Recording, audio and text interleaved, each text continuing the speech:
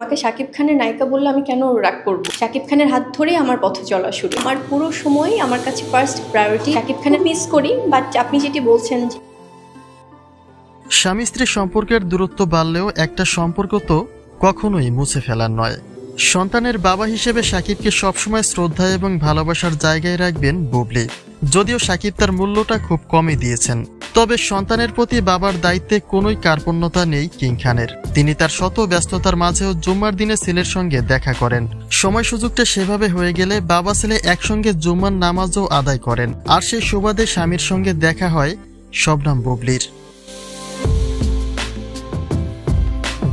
প্রতি শুক্রবারে বুবলি তার ছেলেকে জুম্মার নামাজ আদায় করার জন্য তৈরি করেন। প্রতি জুম্মায় শাকিব তার সন্তানের কাছে না আসলেও অপেক্ষায় থাকেন বুবলি, কেননা তিনি তো এখনো শাকিবকে স্বামী বলেই দাবি করেন। শাকিব চাইলে তখনই সংসারটাকে আবার কন্টিনিউ করতে প্রস্তুত বুবলি, কিন্তু শাকিবের ভিন্ন সিদ্ধান্তেই আজ দুজনের মাঝে একটা দূরত্ব তৈরি হয়েছে, যা কখনোই চাননি শবনম বুবলি।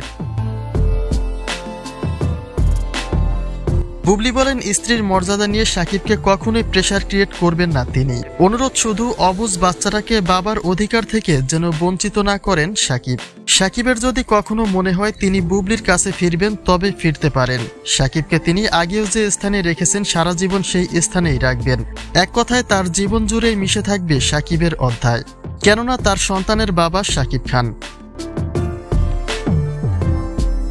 তবে ব্যক্তিগত দ্বন্দ্ব বিবাদে তাদের সম্পর্কের দূরত্ব বাড়লেও সিনেপ্রেমীদের আশার আলো হয়ে আজও রয়েছেন শাকিব বুবলি।